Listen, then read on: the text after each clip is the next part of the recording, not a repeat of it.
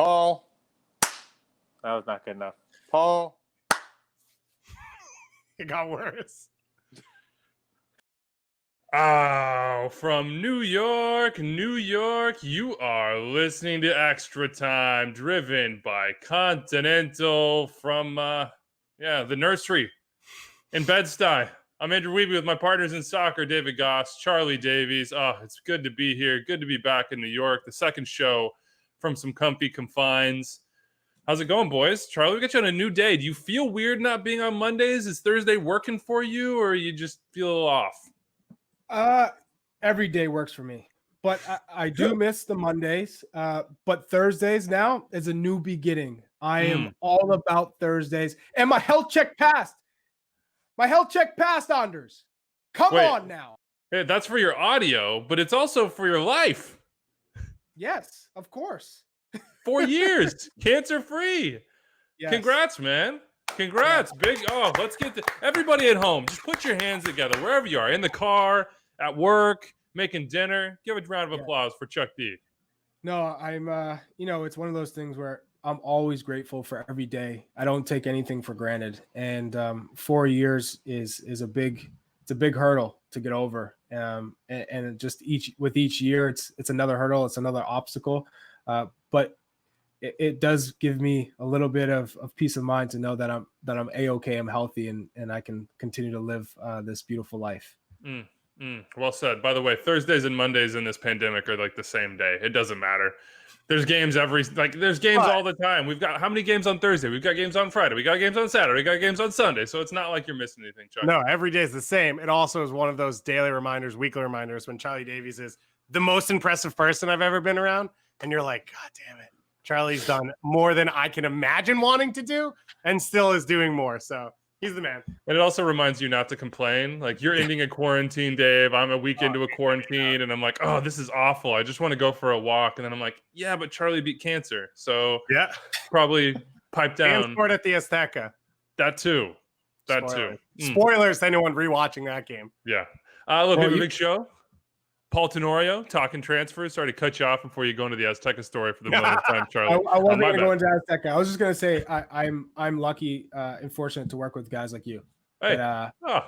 No, seriously, I really enjoy this side of things. As a player, you don't really think about being in media and then having to dissect and analyze and sometimes give critique and what goes into that. And then what goes into the decisions behind the scenes. And so to get to do it with you guys makes it a lot easier and makes it fun.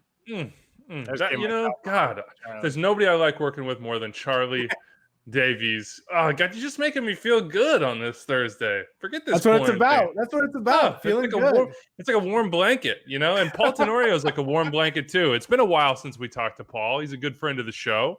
You know him from his work at The Athletic. He's all over the transfer market. Is open. It is somewhat busy.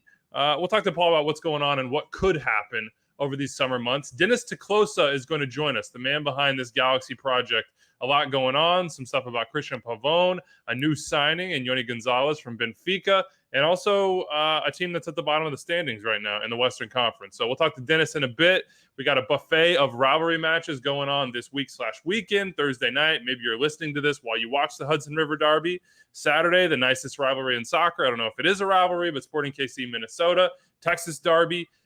Saturday is also going to bring you El Tráfico at 6 p.m. on Big Fox. Atlanta, Nashville, Miami, Orlando, and the Rocky Mountain Cup. So get those multi-screen viewing experiences ready. And then Sunday, I believe just one game, 10 p.m. Eastern, Cascadia, Portland, Seattle on FS1. Before we get to all that, talk through the games, all the biggest storylines, talk to Paul and talk to Dennis.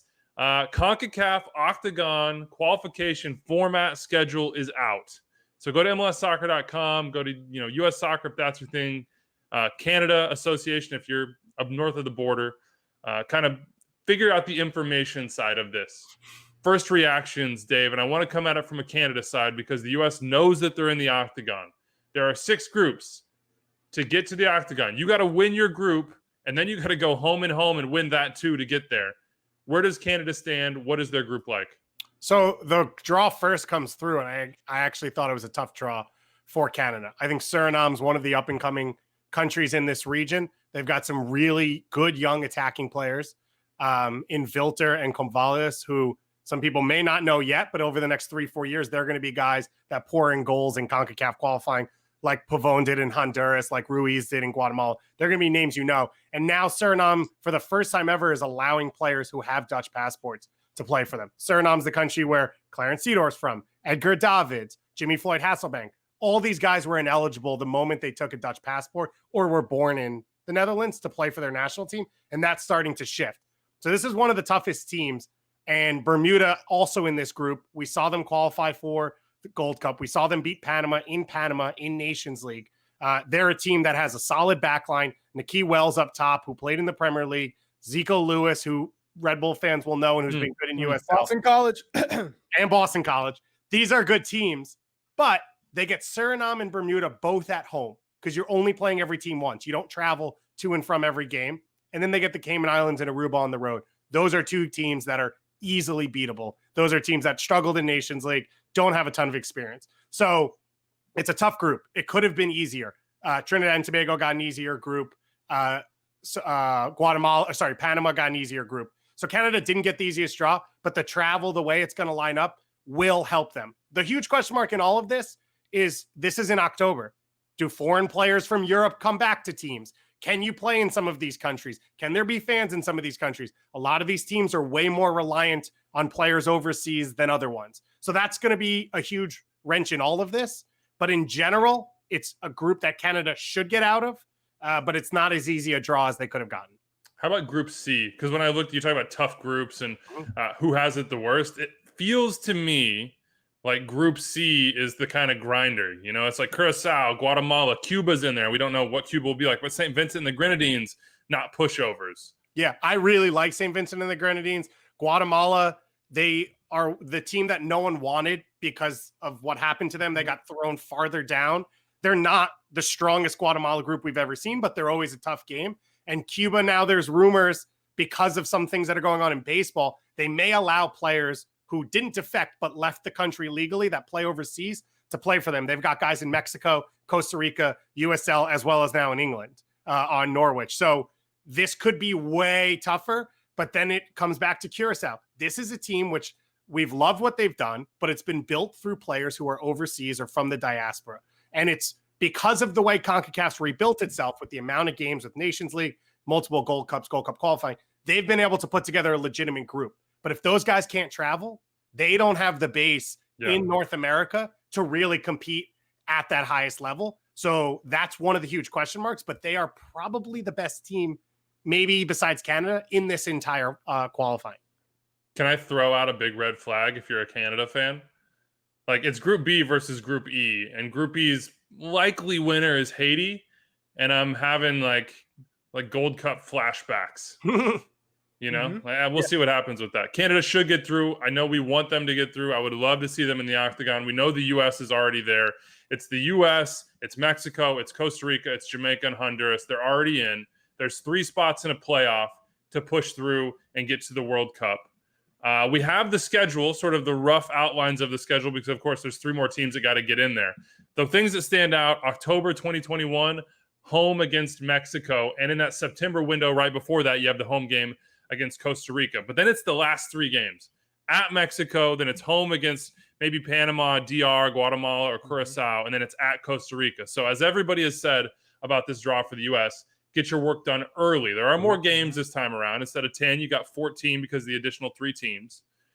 What are we thinking right now about the national team, Charlie? Like, it's been a weird 2 years since Cuba, since 2018. U.S. national team used to be this show's bread and butter. If anything at all happened with the U.S., if they were playing, if there was news, if we could get the head coach on, if we could get any player on, those were like our biggest shows. People loved it. People listened to it. It's not really like that anymore. And it's not just us, I don't think. I think it's across the board. There seems to be, despite this kind of new generation and this exciting crop of young talent playing at levels that maybe we've never seen before the U.S., there seems to be something lackadaisical about the way this team is thought about. Am I wrong in that? Like, and what can get people going again? It's the negative stigma from failing to qualify for the 2018 World Cup. And now you're starting from scratch there aren't familiar names, right? These are all players that have maybe just came on the scene as far as being in Champions League, where you talk about Giovanni Reina and what he's been able to do with Dortmund. And then you look at some of these guys who have no World Cup qualifying experience. They have not been through the trenches, so to speak, playing in Trinidad and Cuba, playing in Guatemala or San Pedro Sula in Honduras. Those are difficult situations, high pressure situations where the country is looking at you like you're the enemy. You're the dark side, and they're coming to give their lives to qualify for a World Cup. Those are tough places to play, and sometimes those crowds influence the referee's decision, right? Can you deal with that? Can you deal with adversity in some of those instances? And for me, once we see Giovanni Reina, Christian Pulisic, Tyler Adams, Weston McKennie, Timothy Weah, Zach Steffen, Serginho Dest, all on the field at the same time, the excitement around that and watching them build chemistry together, that's exciting. That's when people are going to get back on the train. That's when people are going to say, oh, whoa. We do have talent. We do have, as much as we have potential, we are excited about where this country is headed, where this national team is headed. So until that happens, I think you're still going to have some people that are hesitant to get back on board and watch this national team really take flight. I agree with Charlie, and I would add on to that. We've been in this holding pattern for such a long time because nothing's really mattered. Gold Cup did last year, but I just think back on national teams, and obviously this is different to Charlie's point. There's very little experience being rolled over, but I think back to your team, Charlie, and that, what was it, Honduras, right before you went to the Gold Cup in 2009, when that team hadn't gelled yet, and it became a must-win game, and it was set pieces that you scored off of, but must-win games are different than here's a January friendly where Greg Berhalter wants to try out this weird thing, and how does this guy fit here? And let's take little nuggets from this. And it's going to change now to the U.S. needs 3 points. And at the end of this game, all we need to talk about is if the U.S. got 3 points or not. Mm-hmm. That's what fans like. That's what's fun, and that's what builds teams. We haven't had that since Cuba. Mm-hmm. Nothing has mattered, and we've taken like little nuggets here and there. But I think you're going to have these moments now in World Cup qualifying, maybe Nations League final, but I think World Cup qualifying the first step, where everyone can lock in. You're a team again. What matters is the result, not the bigger picture anymore. And you can start talking about, this is a good soccer team. This is fun to watch. This is them on the field, as you said, giving themselves up for that right to qualify as a national team that we haven't seen in, at this point now, 3 years. And I spoke to Greg earlier about the situation, and he said, look, I'm starting from scratch with a new generation with no experience. Unfortunately, this is a time where I have to experiment. I have to tinker with formations. I have to tinker with giving guys an opportunity to see if they can play at this level or not. And some guys, they take their advantage, they take their opportunity, and they run with it. Some guys, it doesn't work out. And for that reason, people are like, oh, why are you calling him up? It didn't work out. Well, I have to see if he can play, if he's the right man for the job. And then you have a guy like Uli Yanez who comes in, no experience, hadn't even played a first team professional match, and scores on his debut with the U.S. men's national team. So there are positives, right? And I do believe that we have yet to see the best of them, right? And just figuring out, okay, we've seen Tyler Adams, what he's been able to do in the Champions League. Fantastic. We've seen what Giovanni Reina has been able to do. Christian Pulisic, in the beginning, he wasn't, everyone said this is the worst move for him to go to Chelsea. Now he's the best attacking player Chelsea have, right? So it's all about time and giving guys an opportunity. So I really do believe that we're heading in the right direction, and we just got to get everyone back on the field healthy, and then we can talk. Yeah, that's got to be it, because you mentioned it. These guys need to be together. That's what starts the imagination again. That's what starts people thinking, oh, wow, what can we be? What can we be in Qatar? What can we be if all our guys are healthy? Can we be a different team than we've been in the past? I think this team has a great story to tell. They just haven't got the opportunity to tell that story. And it's been a combination of injuries. It's been a combination of circumstances nobody can control, aka this pandemic. And now they have sort of this blank slate. You see the way they talk about each other, the way they think about each other, the way that they've celebrated when they have been together in spurts on the field. This team has the story to tell of, we're the next generation. We're the future of this sport. Now they have to go out and be the ones that capitalize on it. I'm super excited for it. I think the big question everybody's asking, we'll always ask when we hit these scheduling things with what is now the Octagon, but what used to be the Hex, was what are the games against Mexico? When are they? And where are they going to be played? So it's October. It could be cold certain places in the U.S. You're probably not going to get a snow game. Charlie, where should they play this match? Where would you There's play? only one correct answer, but Charlie, you can go first. There's two. There's one. Columbus or Minnesota. It's one of the two. I think it's Columbus. I think beautiful stadium, Minnesota, that could be a great opportunity. But Columbus, we've had so much success there against Mexico.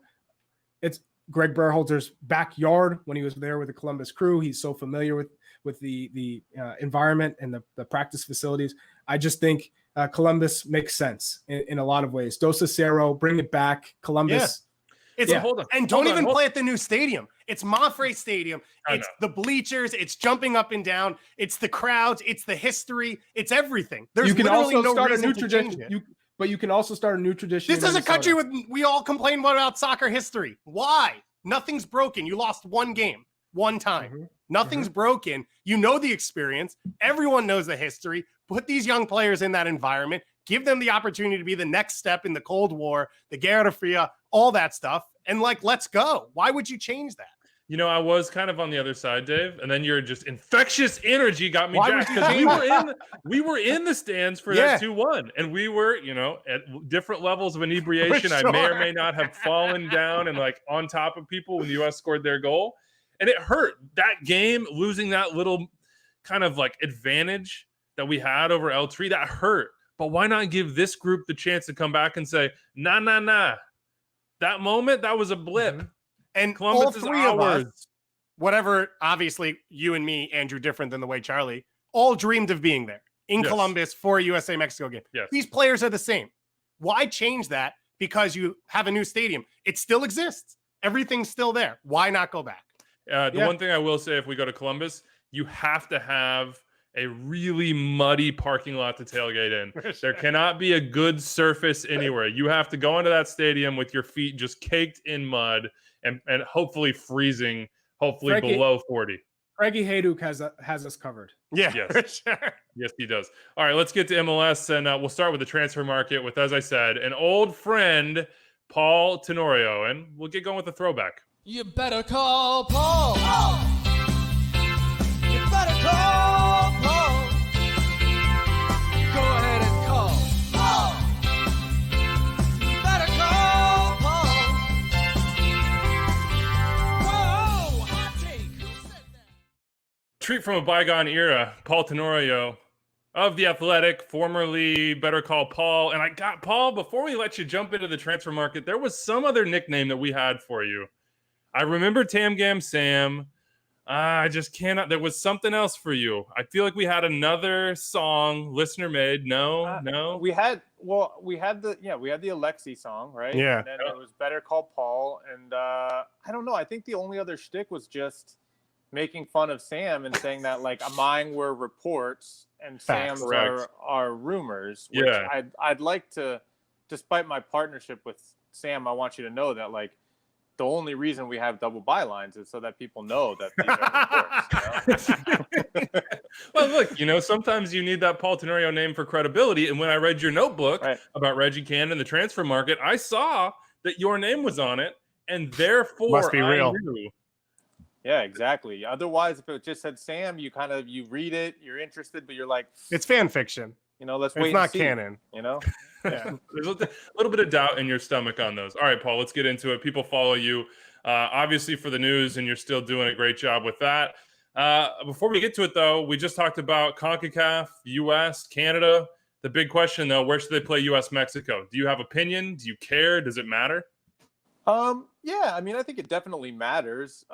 It's hard to have a pro-USA crowd against Mexico in this country. We have to be realistic that there are a lot of markets where Mexican fans are going to show up. Even if it's a city where there aren't a lot of Mexican Americans or Mexicans living there, they will drive and they will show up and support their team. So if you want a pro-USA crowd, which you should for that game, you have to be pretty selective. And I think, we know about the history of Columbus. And so I think if their new stadium is open, maybe that's a really cool way to kind of christen it internationally. If it's ready in time to host the game, that'd be pretty neat. But I also am really intrigued by maybe going to the Twin Cities and playing at the home of Minnesota United, Allianz Field. I really love that stadium. I think that it's a gorgeous field, gorgeous kind of setup. When I was there for the U.S., they had a decent crowd.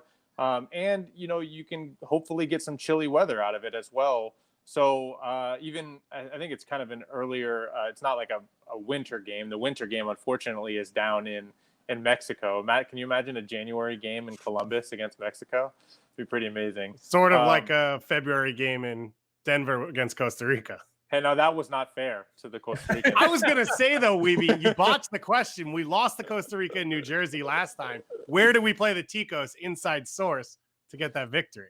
That's the question. I think back to Red Bull Arena. I think you definitely want to go back to Red Bull. Hard pass on that one for me, Paul. the most number of Costa Ricans in one city as possible. Maybe Chicago or DC. I did see USA Costa Rica at RFK Stadium. That was the Charlie Davies game when he was in the accident. It was on my birthday actually, and I went with my mom and dad. I was working, and then I left during the game to go say hi to my mom and dad. My mom in a USA gear and my dad in Costa Rican gear, and I sat in between them awkwardly for like 20 minutes. But yeah, I think you definitely don't want to go to New York. I think like pretty much any other market would work. Let's talk about transfers though. What's this market going to be like, man? I think everybody's just sort of like projecting, trying to figure out where MLS teams stand. Where does the world stand? What opportunities are there? What are you hearing? What do you think? Well, there's a lot of opportunity there, not MLS rules notwithstanding. We know that the market is depressed, right? So especially in the mid to low level transfers, which is kind of the bread and butter of Major League Soccer. They're not going to be spending, 30, 40, $50 million. Those players are still going to take that amount of money. Even look at Jonathan David, Canadian international, moving for as much as he did to Lille, right? So those types of transfers are still there, and those numbers can still be achieved in Europe. But for the numbers that make up the bulk and the majority of MLS rosters, you can go and find deals right now. You can find TAM level players. You can find, low level DPs. And the reason is because a lot of teams want to move salary off of their books. And so they're willing to mutually agree to terminate contracts, which creates more free agents in the market. They're willing to send players out on loan just to get the salaries off of the books. And that makes for really budget-friendly deals. And we're starting to see those types of transfers and moves happening. Yesterday, the LA Galaxy announced one. That's a perfect example of a loan from a bigger team, Benfica, who is downsizing their roster, just purely the number of players on their books, in order to balance the books out a little bit better. And so a smart MLS team is looking at that and saying, is this the solution for our roster? Maybe, maybe not. But it's a 1-year loan option that's not going to hurt our books too badly, and it gives us an answer for the short term at the very least. I think we're going to see more of that. I also think we'll see more active trade market, and that's, again, because I think some teams are a little bit hesitant about dealing in the international market at all and worried a little bit about immigration and visa problems that could occur, which, again, looking at the Galaxy, they're going to have to wait to see when he can come to the United States. He's in Brazil, when he'll get his visa approved and all of that. So I do think we'll see a bit of a discussion there.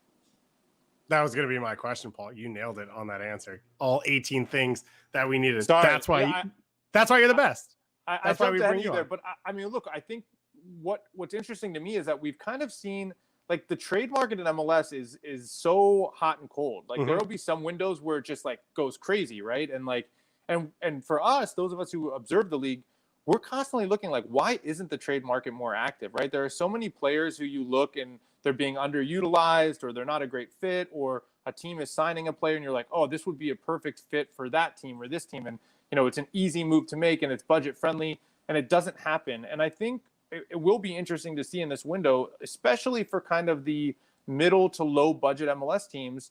Do they say, like, let's be aggressive and let's go get these players? And also the fact that some younger players are getting minutes, maybe it changes the way teams think about their own roster and they're willing to move some of those mid-tier guys, or other teams look at a younger guy and say, hey, I liked what I saw in that one game or those games, and I'm willing to bring them in and play them on this team. You Let's talked talk- about, sorry, Oh, go real ahead. quick. You talked about MLS teams finding deals overseas.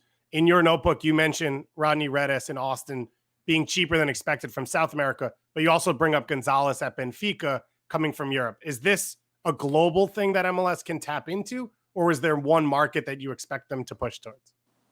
Great question. I actually talked to a GM about just that the other day. You know, he thinks that actually Europe is a pretty ripe market right now, and South America is actually a little bit tougher because of Major League Soccer's history in South America. So certain countries like Argentina, where MLS teams have spent a lot of money, means that when you go down there and you've got an MLS logo on your chest, like you do, Goss, or a team, then and Weeby on his hat, then when you show up, they think, oh, there's no depressed price for this guy. You're coming from Major League Soccer. Whereas though there are countries like Colombia, for example, where those teams really are trying to move money off the book. So it's a little bit more complicated in South America, but certainly in Europe, this GM felt like it was a place where you could be aggressive and find some really good deals. We've seen that with Matuidi. We've seen that with Yoni Gonzalez and Mexico. Mexican teams are really aggressively moving money off the books right now. Atlanta United is one club that's taken advantage so far. And I think that's another market where we could see some more movement in this window. You mentioned Matuidi, and Inter Miami is always going to be a question that we ask you based on your connections, your reporting, and of course that open DP spot. Nobody's going to shut up about it till they fill it, and Paul McDonough knows that. Matuidi, nice deal on TAM, leaves it open. What did you make of that move? And now what, man? Is it Europe? Is it South America? Is it Mexico? Where does Paul go to fill this very James Rodriguez third DP spot? Well, I think they'll look everywhere. I think that I would be surprised if the player didn't come from Europe. I think that they're going to want a more established resume with whatever player they sign. So, that could be a young player who moved to Europe and hasn't really worked out, but has had like a pretty successful resume before the move to Europe, or even a decent resume in Europe, but isn't a superstar. I have a feeling, though, that the ownership, considering the slow start, considering the desperate need for goals on this roster, if ownership isn't pushing and being a little bit aggressive about the idea of, hey, let's go spend some big money on a big name that fans are going to get excited about, because we have to do something to reignite this weird expansion season where there's been the COVID break and there's been a poor start to the results. The Matuidi deal makes a lot of sense to me. I think, Paul McDonough certainly has shown an ability to get creative and flexible with deals. We saw that in Atlanta with certain TAM players that came in and the way those deals were structured. And Matuidi kind of fits the mold of an older player who's being bought out of a contract, ending his contract early, probably with some kind of buyout tied to it, right? And so you can make him whole with a lower salary plus that buyout. I'm interested to see what it looks like in the next year and the year after that, right? Like, is this a Zlatan-esque deal where they're kind of pushing the problem down the road by a year? Or is Matuidi kind of looking at it and saying, I've made so much money over the last 10 years, like I'm good on $1.5 million for a couple of years in Miami? But I think attacking player for sure. Number 9, I don't know. It could be a winger. It could be a 9. But somebody who's going to score goals. And, before I would have told you, I think they're going to go young and kind of look for the Almiron type mold. Now, I lean the other way. I think it'll be a name we all recognize. And I just think, I think the start to the season has probably contributed to that. And I think, these are owners who like to be aggressive. Producer Anders, prepare the slate. Quote, Paul Tenorio, I think it will be a name that we all recognize. We're selling this, baby. It's going on the front. Hummus right on YouTube. You know how we do this thing. Messi. Don't get me in trouble. Don't get me Messi. in trouble. Paul Tenorio officially announces Messi report Exactly. to Inter Miami. It is a report, though, so it's not even a rumor. It's Paul. got some official weight behind it. Let's talk Reggie Cannon, though, because that's the incoming side. There's also, obviously, the outgoing side for MLS. And Reggie Cannon told us this summer was when he wanted to move. The contract he signed was designed for him to move this summer. He has not been shy about saying, that's the deal. I put my faith in FC Dallas. I put my faith in Andre and Dan Hunt, that being the owner and operator of the club. What is going to happen with him? Where could he go, and will he go? Well, we talked about how this market is depressed for mid to low level transfers, right? That impacts Major League Soccer outgoing moves. So let's say that Dallas put a valuation on Reggie Cannon at $4 million. And we're talking about a depressed market around 25% on those transfers. That means that they're getting probably somewhere in the neighborhood of $3 million offers, maybe even a little bit less, right? No one's going to come in at exactly what they want to spend. Is FC Dallas going to be willing to recognize the depressed market and still move a player who they basically told they were going to move in the summer or at worst the winter window? And so I think it's complicated with Reggie Cannon because there are going to be fewer teams looking to buy in general. Those who have less money, and he is still an unproven player coming from a league that doesn't have a real strong track record of selling players. Now we're seeing that get established, which is really important for MLS. The more you sell, the more evidence there is that this is a good league where you can find good players, right? Tyler Adams playing in a Champions League semifinal helps. Alphonso Davies being one of the best left backs in the world for Bayern Munich, that helps. But there need to be more of those. So I think it comes down to really, I hate to put it this way, but kind of luck. Like, is there going to be the right team at the right price right now? And it's tough to say if that's a yes or a no because the market is so messed up right now. It's in this level, at this level of money. And I think, there are interested clubs. As I reported, there's 2 clubs in Belgium who are interested. And I think both of those offers would have to be increased. There has been interest from other countries, Spain and Russia being 2 of them. Others have reported about interest coming out of France. So the interest isn't dropping. The question is, will Dallas be willing to take a little bit less money than they hoped, and to understand that if they don't, that they're kind of messing with the relationship with a player, and they're going to have a pretty darn big cap hit for a right back next year if they don't. We'll see what happens with him. I think Paxton Pomykal and other people are watching. Brendan Aronson, Mark McKenzie, they've had a ton of rumors around them. I want to focus, though, on LAFC in particular. And I've had a question on the rundown for about 3-4 shows. Tom Bogert talked to Thornton, and he said, hey, we've got offers. We don't know if we're going to take them. We don't know what we're going to do. This is a club that when I was thinking about teams that are trying to accumulate young assets and flip them, LAFC was at the top of that list for me. And it's not really academy players yet, but it is prospects. Diego Rossi, Edward Atuesta. I mean, you can go down that roster and keep going. Will they sell anyone in this window anytime soon? I mean, Rossi seems like the hot property, but maybe if this depressed market affects them, maybe they sit back and say, no, we're good. We're going for MLS Cup. Yeah, I mean, when I look at LAFC, I look at Atlanta United a couple years ago with Almiron, right? You have the interest there. You have the money there. I mean, they had some legit offers on the table for Almiron in the summer, and they didn't move him, right? They said, we want to win MLS Cup. We're willing to risk losing some money along the way, but we believe that the market will still be there for him in the winter, right? And I think that is the big question for LAFC. Do they believe that they could sell Rossi in the summer and still win MLS Cup? Could they sell Atuesta and still win MLS Cup? Both of those questions are, I think, different answers. They're probably more prepared depth-wise to sell Rossi, as good as he's been, than Atuesta, just because of it's harder, I think, to replace Atuesta in this market right now. But I think that you also have to look again at the money we're talking about for those players. They're at a little bit different tier where Rossi's money might still be there right now, right? So he's a sellable player where you're not taking as big of a hit, where it might be worth waiting on a guy like Atuesta to see if the market rebounds a little bit. And when teams are looking in the winter window or even next summer, that you're getting more value for a player who is deserving of it. So I think there's a good chance that, LAFC could sell. But I think they're in a position where they can sit back like Atlanta did and say, we're willing to take a little bit of a hit financially to win MLS Cup. And we believe that we have 2 players where there will be some kind of market for them in the next window.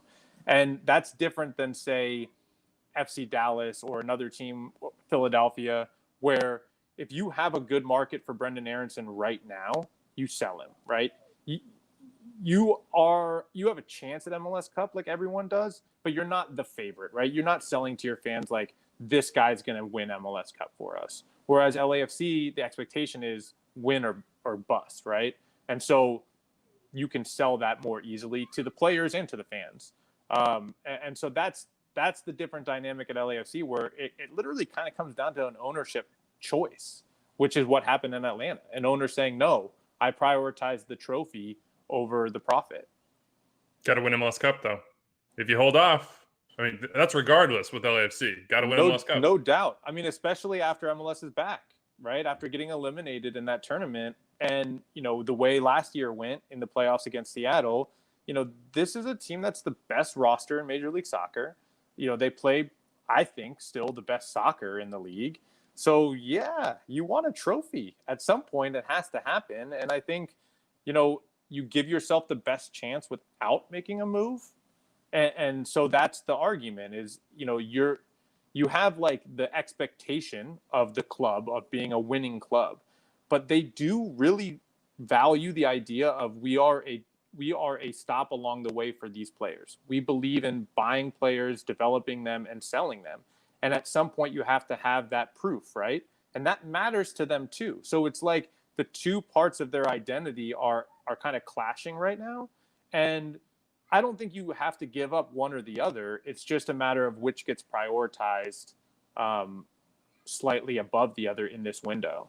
And that's why it's such an interesting thing to watch, because we saw Atlanta and what they did. They chose one path. And I'm interested to see, and it benefited, right? They won the trophy. That was the most important part. Will LAFC go the same route? St. Louis looking on at all of these expansion teams. Charlotte, Austin, trying to figure out what they're going to be. You broke the news on the new sporting director over in St. Louis. He's got about, a couple years here to figure things out, to get it right on the ground, and start to recruit. What are they going to try to be, St. Louis City SC? What is this club? I think that they're going to be kind of a mid-market team. Just off my first impressions of conversations, I don't think that's the wrong approach in that market. Such a rich soccer history, really, really good youth programs that already exist there. And they have a couple years to build an academy first before they have to worry about shopping for players on the market. So ideally, when you talk to Lutz Pfannenstiel, like he's very focused on the youth game and idealistic, right? Coming into the US and being like, I want to get rid of pay to play. It's a big, big goal to talk about.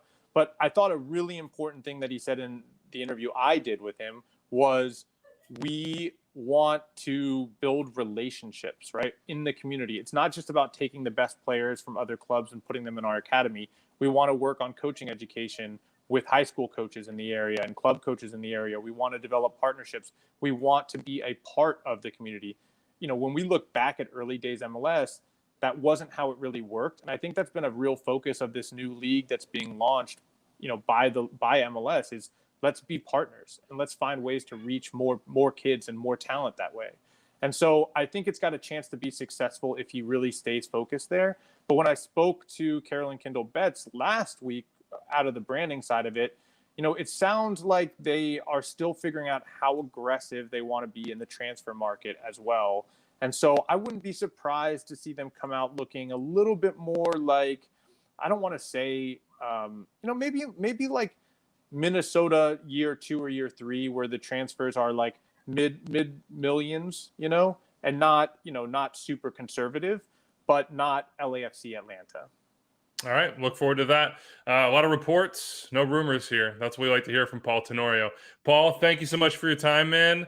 We'll keep our eyes peeled for new stuff on The Athletic. I know that basically dictates the news cycle these days. Best. Thanks so much for having me, guys, and thanks for letting me take a few shots at Sam State's goal. Always. All right, big thanks to Paul for joining us. Always good to talk to him. If you missed the game on Tuesday in MLS, Toronto, Vancouver, 3-0 Toronto, Pablo Piatti, that new DP who had injury problems but definitely does not look injured now, banging out Glazos. 2 goals in this one, a 3-0 win for Toronto. Also some news. Bad day for the Whitecaps. They get another shot at Toronto this weekend, but they'll also be watching that Champions League final over in Europe because 1 million euros, Charlie. If Alphonso Davies and Bayern get it done, nice little payday for the Caps. That's how you do it, huh? Incentive. I love it. Everybody's glued to the TV. Come on, Fonzie, one time for the Davies boy. I wonder how that works, though. I don't know on this one because it's like outside the normal transfer fee, or maybe they include it in the original. Like, could that get transitioned into GAM at some point, or is that just going into infrastructure costs? I don't look know. like a suit, but I'm not, so I don't know. Yeah, that's Yeah, true. you That's definitely true. give off the suit vibes. Nobody's going to say no to €1 million. And by the way, this Toronto-Vancouver thing, in case we didn't explain it, or maybe we did, or you didn't pick it up on the show, the Canadian Championship is a little different this year. It has to be because of the circumstances. It's going to be basically a 6-game round robin between Montreal, Vancouver, and Toronto. Whoever has the most points between that here in Phase 1 on the MLS is back plan is going to face off against the winner of the 18 Canadian Premier League Island games. And then whoever wins that one-off game is going to get a CCL spot and be crowned Canadian champion. Around MLS, as other teams try to figure out CCL spots, we do know the Portland Timbers are in. MLS is back. We do know the MLS Cup champion will go. We do know the 2020 Supporters Shield winner will go, though that competition is going to be very strange and unbalanced this year. What we do know now is that there will not be a U.S. Open Cup, and the writing was on the wall. I think I basically said that on this show because I had no expectations that it could find a way to go forward, but U.S. Soccer has made that official. It will not happen for the first time in its 106-year history in 2020. So that final spot is TBD. We'll have to wait and see from the U.S. Soccer Federation where and how that one gets decided and who it goes to. Let's now, though, turn to what is happening this weekend, which is just a buffet of rivalry games. The biggest one is obviously El Tráfico. It's on Saturday on Fox, 6 p.m. Eastern. TBD on Chicharito and Jonah Gonzalez. But the man who can answer that question as to their status and the direction of the Galaxy in general is on the line now. That's General Manager Dennis Kloese. It's an AT&T call to the field. Dennis, welcome to Extra Time. How's it going? Doing okay. How are you guys? Thank you for inviting me. We are doing well. And it feels like in, other seasons, all we've talked about is the LA Galaxy. And let's bring it back again to you guys. And let's start with the big move, Yoni Gonzalez on loan from Benfica. Walk us through this from your perspective. Why Yoni and why this sort of format with the loan coming in this market? Okay, well, we've been obviously assessing our needs of the team and evaluating throughout the rough start that we had this year in every little sense, now on the field, off the field, with a few issues. And I think one of the things that we would like to do is at least try to get much more consistency in a playing style and how we're perceived. And for one reason or another, and there's no excuse for anything, but for one reason or another, we haven't been very consistent, and we haven't been able to lay out what I think should be like a basic playing style for our team, which is somewhat aggressively going forward with guys with speed on the wings and basically trying to position our striker in the best form possible within the box. And there were, I think, difficulties since last year. Obviously, a fan favorite like Roman Alessandrini had a difficult year with numerous, not with numerous injuries, with numerous months out for an injury, contract ending. For him to stay here would be difficult with the current rules and regulations within MLS. Then we brought in a seasoned player in the league like Alex Katai, and everybody knows now what the difficulty was obviously a few months ago, and I don't think we need to go into that because it's not something that we're very proud of, and also something that we'd like to go about. It's just about a zero tolerance principle towards racism and anything else and it has hopefully nothing to do with him, but there's things that we cannot just tolerate within our organization. So we're left with a pretty big hole on the right side, I think, with Alessandrini in tough seasons for the Galaxy individually having great performances, with last year him out and basically stepping in and us being somewhat, I wouldn't say lucky, but us getting a lot out of Uriel Antuna, who was always going to be challenging to stay here of his price tag and as his ambition to play in Mexico and further compete for the Mexican national team.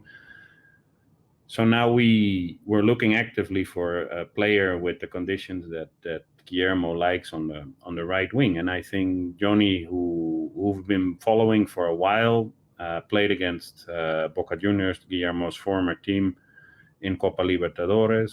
He was very promising in Colombia when he came out as a young player. I remember that actually I actually remember him seeing play on the Olympics in Brazil, where I was with Mexico, like the other. Like a team that actually had a lot of promising talent on Colombia. And it's one of these things that sits on a database of scouting, and at some point somebody brings somebody up and it actually gets triggered that there's an opportunity. I do think that the current circumstances, with obviously a lot of clubs going through difficult financial means and a difficult and challenging times in Brazil, for that the guy was loaned out to Corinthians, gave us an opportunity to act actually pretty quickly with Benfica, who are not easy to deal with, but at least they're quick and transparent to deal with what they want. And with the kid being very, very eager and excited to be here, and seeing the opportunity that he can get continuity and he can get an enormous amount of games until the end of the year, while in the league where he's at, it's still up for grabs. And him going maybe to a big club in Argentina, or staying at a big team in Brazil, with not having like a clear perspective of starting for Benfica, made him a good candidate to bring here. He did well in Fluminense last year. From that, he was bought by Benfica for a decent amount of money. They loaned him out with an option to buy to Corinthians, and Corinthians is sadly in difficult shape. So for us to take advantage of it. So you mentioned at the beginning of that, though, for the team right now, you're looking for consistency at a baseline. That's what you need in MLS. We think, though, of the LA Galaxy as the team that changed the league and brought in Beckham when no one thought it was possible, and had Landon Donovan, won all those cups. You coming into this team, and where you look at now, when you think of Dennis Kloose's project and what the LA Galaxy want to be, what the LA Galaxy are working towards, is it to just be competitive again in MLS week in and week out, or is it to find a way to once again be this club that changes the league consistently? Well, I think that there's a few things to it. I do think that the league has changed dramatically over the last few years. As you guys know, I was involved years ago, and there's no comparison anymore. There is bigger owners, there's more teams, there's an enormous amount of more rules. There is youth development, there is players that have been sold and that are actually competing on high level in other leagues. And I think there was something that maybe 15 years people were looking for to achieve. And you see that with people that have good talent and good skill sets within the league, little by little you see it's getting there. Now there's still a lot of bumps and a lot of things along the way to be like a league that defines itself as a certain kind of league. Sometimes you hear that they want to be a selling league. I think that is challenging. Sometimes you hear a lot of talks about youth development. I think that needs time, and that needs dedication, and that needs the people that really know what they're doing. And you need to be patient on getting results on that, which I think you can, because there's an enormous amount of talent in the US. Now, I think that to push the league, I think that's just the obligation of our brand and where we stand for. As a historical team within the league, I think the Galaxy has always pushed for big players, has tried to look for new grounds on everything else. They've been ambitious. They've been bringing in players. I don't think we need to look for other models within the league. I think we need to be having a clear and our own ideology and our own philosophy, and we need to be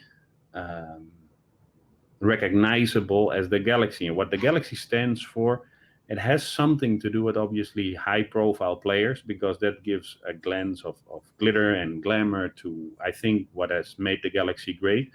But I think the Galaxy has been highly competitive also in the 25, 26 years that the league is here. And I think that is obviously that the last few years with Some ups and downs probably last year, which was my first year to see it and to experience it up close, has been positive.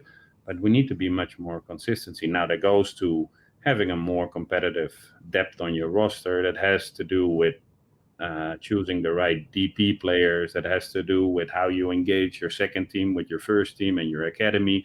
It has to do with your coaching staff. And I think it's a process. And I think it's not easy to compete with certain teams in the league at the moment. It's not as 15 years ago, but there's also no excuse. We have the same rules that we need to deal with.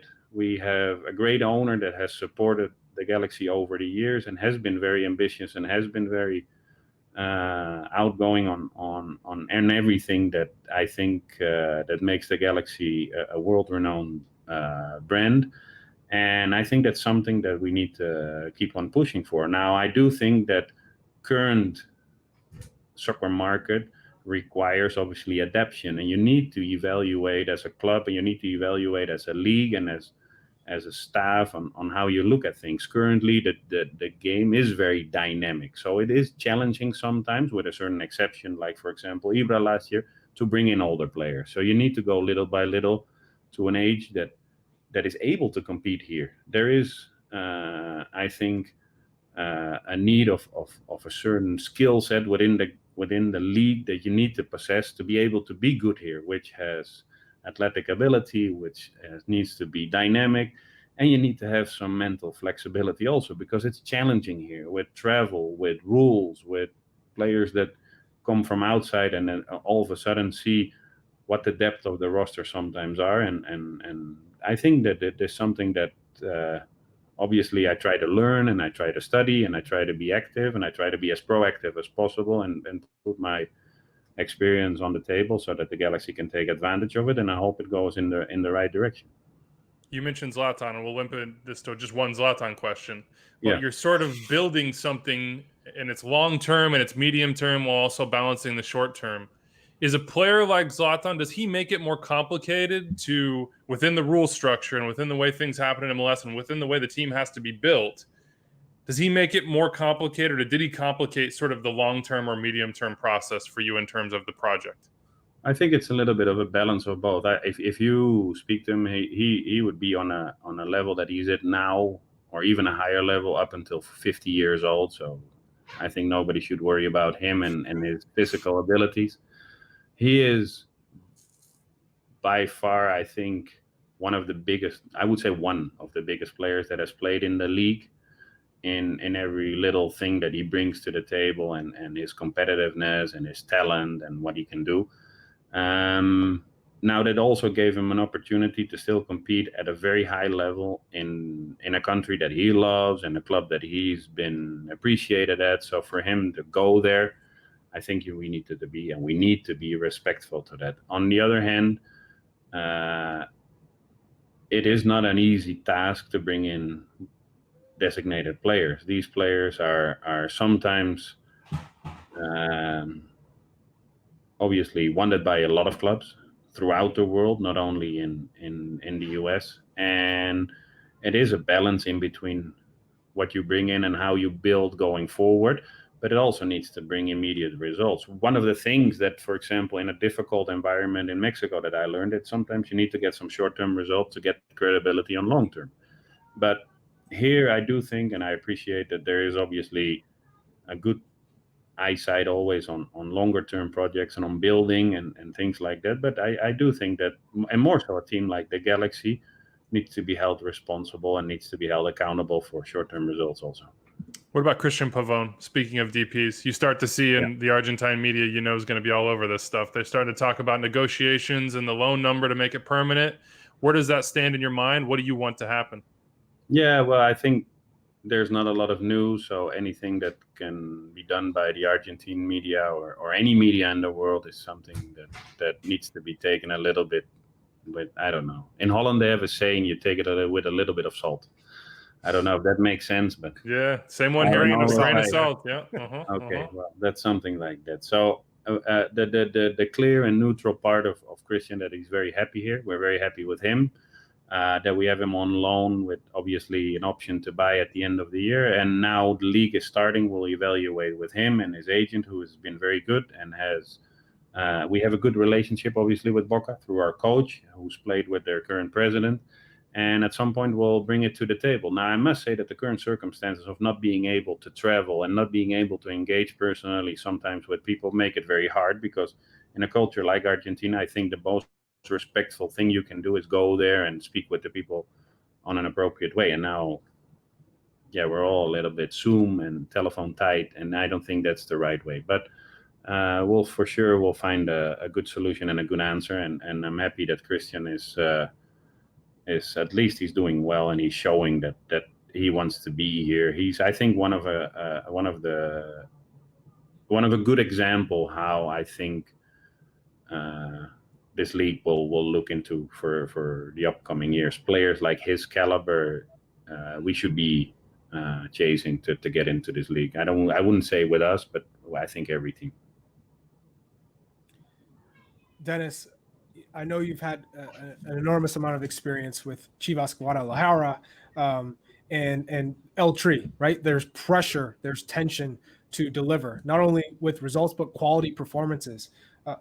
How much pressure does Guillermo have surrounding his job, and what expectations have you set for the club?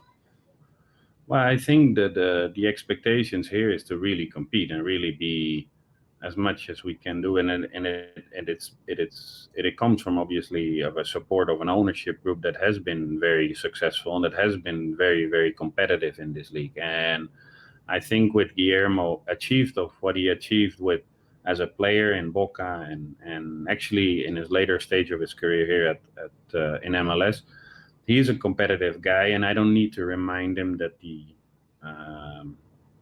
expectations are high. He'll put the pressure on himself, and he'll make it as competitive as possible. And I'm glad that we have him. And so far, obviously, with I think more positives than negatives last year in a start that's been in a team or a club that has been on a rough stretch. There were some good things last year with a great and impressive individual performance by Zlatan, which is obviously a big positive on the coach's resume also, to deal with that and to handle that and manage it, to going into the playoffs, winning our first game, having some individual great performances, obviously, to our local rivals here. Now, to build on that and to go forward, I do think that we need more defensive stability. We need more. We need to get more maturity out of certain players. We now are stepping up to a level that certain players that basically got their feet wet last year, like maybe Julian Araujo or Didi Traore or Efrain Alvarez, need to step up and need to compete really, and that would do the roster very well.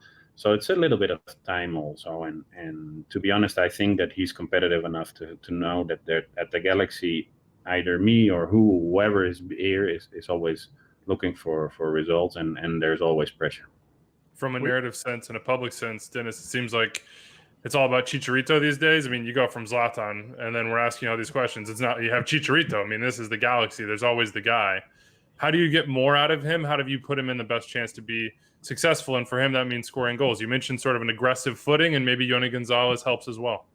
Yeah, well, I think we understand Javier's qualities. If you get him in the box and you get connected as a team to him playing close to the goal, there's second to none finishing. There's good movement, and I think we saw a glimpse against Portland on the MLS's back tournament, and very unfortunate he got injured, to be honest. I think also that sometimes people take a little bit of time to adapt to a league, to a new living environment, and to a new circumstances around him. And in his case, he won't be an exception to that. He's a hardworking guy and a guy that we expect a lot from. And obviously, we bring him in for a reason, which is, on one hand, to score goals, obviously, which as a number 9 he should.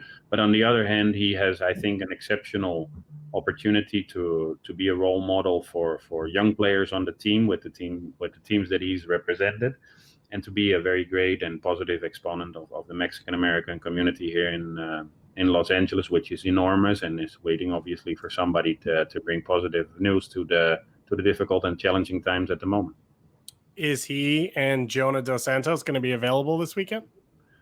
Yeah, I think there might be some opportunities. Yeah, I Oh, I'd like to hear that.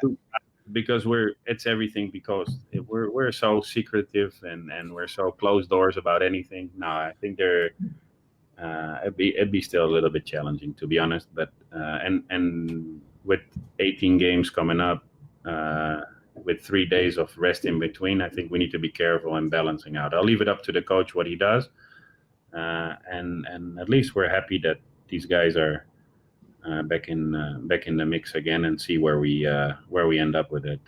For example, and we speak a lot about Javier, obviously, of what he's achieved and what he represents and what everybody's expectations are, and I think we'll be speaking even more about him when he's completely settled. But on the other hand, I think Jonathan is, for example, one of the most important players of our team, and we need to give him some credit on that also. With the ability that he has, he can manage a lot of things that are positive on our team, and we're happy that we have him also. I loved to watch Jonathan Dos Santos play. The way he can glide across the midfield, he can press, he can relieve pressure, and he can find that next pass. The El Tráfico has been so kind to the Galaxy the first 2 years, but Yes. over the last 2 meetings, LAFC have taken advantage with an 11-5 gap in goals in the aggregate. Why will this match be different? Well, I think to be good, you need everybody fit. So that is always a challenge, and that has been a little bit of a challenge in the last one. And I do think that that I can't take away any credit from LAFC. They've done a great job. I think Bob is a great manager. I've known him personally and up close when years ago I worked with him. John Thornton has done a great job on his roster management, and from day one they've been very good and a great exponent of an expansion team within MLS. Now for us, I think we've had some great games against them, and the last game, I think, obviously a devastating result, but there was a little bit accidental. I thought if we would be able to stay up before halftime, and there's no ifs and there's no what if, I understand, and there's no excuses. So they've been very good. Now it's up to us to be good again. Can I ask you to end on this one, Dennis? Because as I listen to your answers and I think about some of what you're saying, in particular with youth development and DP signings and where this league is going and how COVID and everything in our lives has complicated literally everything. Yes. I wonder what you think when you look at Major League Soccer now and over the next 5 or 10 years. What should this league try to be? What should it hang its hat on? What can it be? What opportunities are there to take advantage of? When you think strategically about Major League Soccer from your position with the Galaxy, what do you see in front of this league and your club? Well, there's I think a few things, to be honest, and if I would go step by step, I think we've spent in the months of COVID and everything being shut down, and I was part of a subcommittee on youth development, and there's been a lot of conversation from people that I think have a lot to bring to the table of different clubs in MLS on how to go forward on structuring youth development. I do think that's one of the most important things, because the more the league expands, the more talent is needed, and the more I would say developed talent is needed. Because one thing is that there's talent. Yeah, there's more than enough talent in this country because it's a numbers game. There's the amount of population is 3 times bigger than Mexico. Now, how you deal with that talent and where you compete them and how you groom them and how you surround them with people that actually complement their talent to growing into a professional player, I think that's one of the challenges in the upcoming years, because obviously with the DA Academy out and MLS stepping in that space of youth development, I think they have an enormous responsibility of going forward and trying to develop the guys like Alphonso Davies and anybody else. Now you see that there's so much room for improvement, and there's so much room for a better competitive structure. and it will benefit the club so much. I'm highly convinced of that. I come from obviously from a Dutch school where at Ajax, Feyenoord, AZ, they've done enormous. They've had enormous achievement on youth development. Now in Mexico, I think with all difficulties that they have and only playing Mexican players, Chivas Guadalajara has probably provided the best generation of young players that at some point represented Mexico, being the big exponents here, Javier and Carlos Vela on our opposing team. So you see that there's big value. Now that needs investment, and it needs to have that the clubs and the MLS, with all difficulties, go hand in hand and go forward and try to make it more simple. Sometimes from outside view, that with rules and regulations that exist within MLS, we make it very challenging for ourselves to be competitive to the outside world sometimes. So I think that's like the next step. So how is your roster management and your rules and regulations to be able to bring in players, but also to be able to export players? And what is a fine balance in between that? And what kind of talent are you able to bring in? Because sometimes it's even challenging to get a transfer sum under the salary cap. And under the current rules, it makes it then very easy to go to an older player that is free out of contract and is not as exciting for everybody. I'd rather build something and invest in something to get some return on the investment later on, because it will benefit the league as a whole, and it gives more credibility, and it gives more possibilities probably for players to choose MLS as a stepping stone, or as a league of destination, as it's been called many times. And then in the end, I think there needs to be like a clear idea how we position ourselves in the upcoming years, and how we strengthen ourselves in a way that there is I think more room for individual club projects, and not as I don't think that, for example, the Galaxy should have or should be able to be compared to other teams. The other teams have their ideology, their philosophy. Some of them, they play more younger players. Some of them, they play more older players. Some of them, they deal in certain parts of the world. Whatever, everybody's fine to do whatever they want. But I think a great league will be defined by clubs that can also define their own club culture. A lot to think about there. Dennis, thank you so much for the time. Good luck this weekend, 6 p.m. Eastern, Fox, El Tráfico, another big one for you.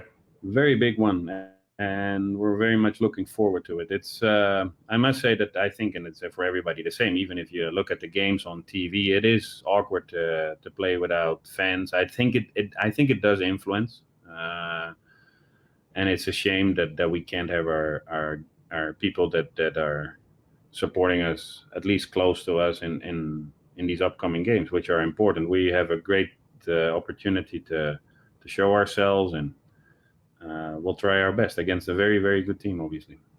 All right. Thank you so much, Dennis. Appreciate your time. All right. A lot to chew on from Dennis there.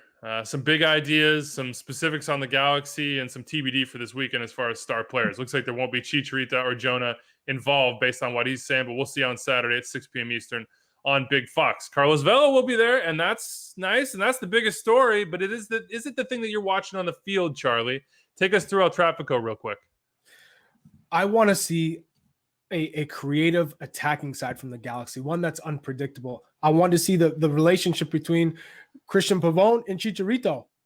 Looks like Chicharito may not be on the field, but that was something I was really looking forward to, because it seemed like he was starting to make strides with his movement, understanding the tendencies of his teammates, and then also his teammates understanding this is where Chicharito likes to be. This is how he moves, getting used to that movement. When it all clicks, it's a thing of beauty for a striker. LA Galaxy have a ton of issues as well on the defensive side. Sure, they bring in Jonathan Klinsmann, but that doesn't solve the problem of stopping teams from getting shots on goal and creating opportunities. So I'm a little optimistic that the Galaxy can figure that out after having all this time to look at videotape and figuring out, okay, we need to close space here. We need to drop off here as a team, figuring out how to do it together as a unit. But then you look on the flip side of LAFC, and Yeah, are they a machine? Are they a juggernaut when it comes to going forward and scoring goals? Yes. Are they getting Carlos Vela, the best player in the league, back? Yes. Do they still have defensive issues? Yes. They need to figure out how to defend, how to stop teams from countering on them. They've left themselves too susceptible to counterattacks, set pieces.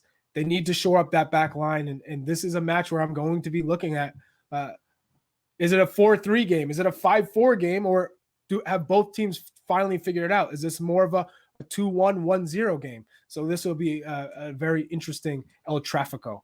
Feels to me like probably a 4-1 game, LAFC. Not gonna lie. I mean, it's like Christian Pavone on the Christian. If he's gonna have to do it all. Yeah, we will see. I cannot wait to see Carlos Vela back. New. I can't wait to see with him with BWP and Rossi and maybe Rodriguez and whoever else. Not Adama Diamandi though, by the way.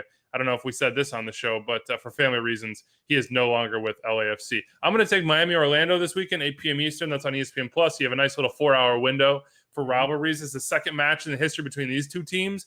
But I think Orlando, even from that first game of MLS is back, is a different team. But the thing I'll be watching with them from now and until the end of the year is which Nani do we get? Do we get the Nani who puts the team on his back and creates something out of nothing 3-4 times a game, is part of the press, is part of sort of the collective, is part of the family? Or do we get the Nani we saw sometimes in the final and saw sometimes last year who's complaining to the referee, who seems more focused on the physical battle with his matchup than on the larger picture? If he is focused and able to have those big moments, he is an MVP candidate. He could go win the Landon Donovan MVP this year in Major League Soccer, and they could be Orlando City MLS Cup contenders. If he is not that, or he's only that once every 3, 4, 5 games, they're going to be a good team. They've proven that. In Profe, I trust. It's a family. They've got it all together as far as their style of play.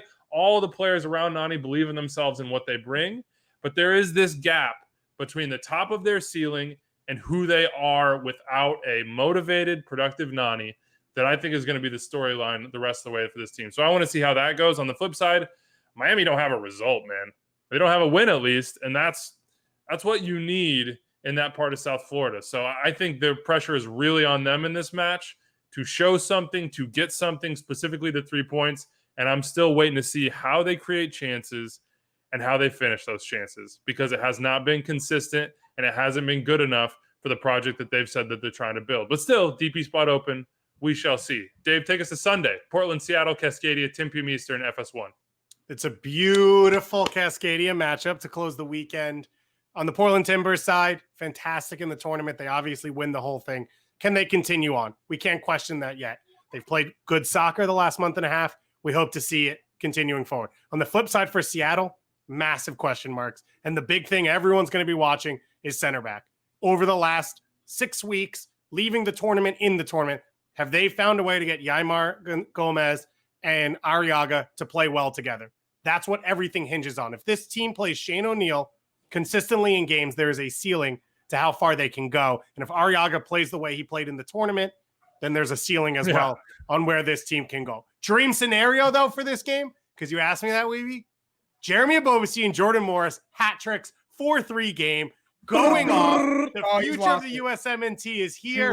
The power. You've lost it. That's what I want, Charlie. That's my dream scenario. But that's what it is now with these teams. You've got great stars. You've got question marks on these rosters, but you also have young Americans that can lead. And that's something we've not seen in the Cascadia in the past, and that's something that's super exciting going forward. Can I just say my dream scenario for Miami Orlando is that Rodolfo Pizarro just comes on the field in full Joker makeup. I don't know if anybody else saw that Creeps video, but me out. Yeah, I want bring him right on. Give him a yellow card off the bat, have him wipe it off, do whatever. We need the spectacle. We need it. Oh, by the way, I saw some rumors around Abobasi, Anderlecht, Antwerp, maybe even Aaron Veen sniffing around Jeremy Abobasi. Something to talk about on another day. One other game to sell here for me over the weekend, because there are so many, and I'm going to watch as many as I can. Minnesota Sporting Kansas City, I think Friday, 7:30 p.m. Eastern on ESPN Plus.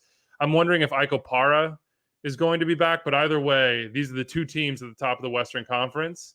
And I think they both look at each other and think these are sort of our rivals going down the way to try to be in that pole position as far as home games once playoff time comes around, but also, you know, the little crown that you want to put on your head after this strange regular season to say we are the best in this conference. So that's one to watch for me. What are you guys looking at? Charlie, you dip out on us there? Did he leave? I dipped out for a second. Sorry. I'll go next then. I'll say Rocky yeah. Mountain Cup. I talked about it a week or two ago. Saturday, 9 p.m. Eastern time on ESPN Plus, wherever you get your games.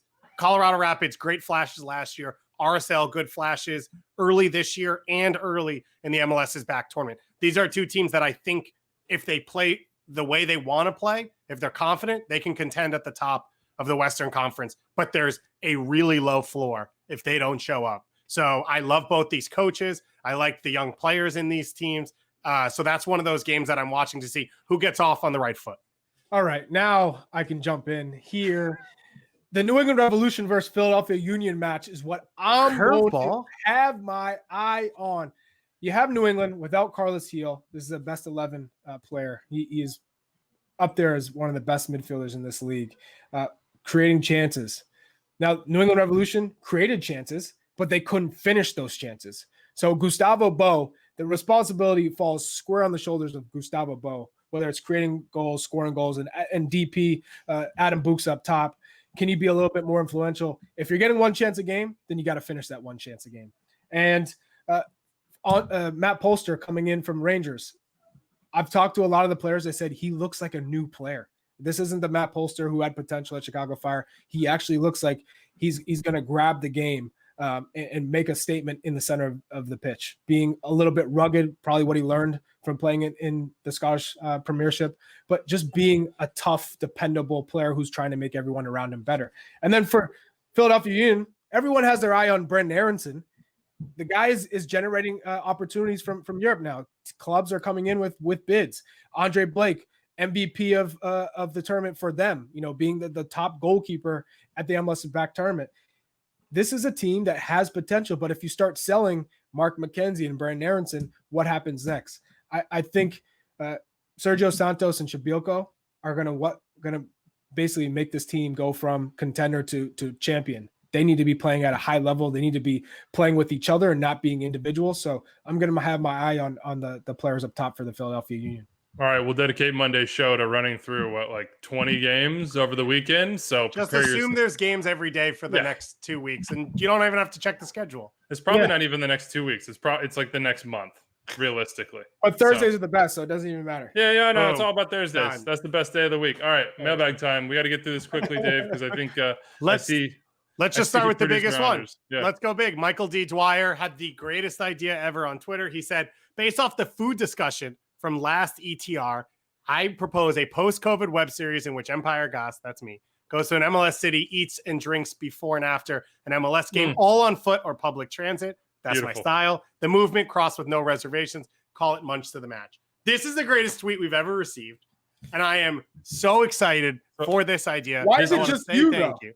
Well, What? come on. Let's be Why honest. why can't it be a crew going? Well, how about this? Dave leads, and one of us shows up once a show, randomly at Yeah. See, Charlie, there's a few things. One that's key is I don't have kids. You're welcome. Second That's key. is for all of you, something you need to learn is these experiences when you want to go and really feel the locals and have that experience. Sometimes you have to be quiet, sit back and watch. And you guys are all leaders, so it's a little tough for all of you. I see where you're going there. So you're going to college. Do you want to experience something new? Do you want to go with a random roommate, or are you going to room with your buddy from high school? Exactly. It's going to be a different experience. So, Dave, for all the people out there listening who want to greenlight this thing, aka me, also I'm willing to do it just because this mentioned a post-COVID world, and that just sounds wonderful as well. What's your pilot episode? Where are you going? So it's a good question. One of the keys in this is the transportation to the stadium. How close to the stadium are the things you want to do? I think there's not a better game day experience to go from town to stadium than Portland Timbers. The stadium's right in the middle. There's so much good food. There's food stalls because that's what I like to do. Littered around Portland. You could walk straight to the game. So Portland's definitely up there. NYCFC being about 10 minutes walk from my former apartment. Shout out Hamilton Heights in Harlem. You get some good bacalao if it's a Friday game with the weird schedule now. You can go in and get some Dominican food, some Puerto Rican food, do your thing uptown in New York or in the Bronx and then walk to the stadium. So those are probably two of the easiest ones in terms of transportation plus quality food to go into. And it touches on our most controversial point from last show, which was Kalen said Portland was good.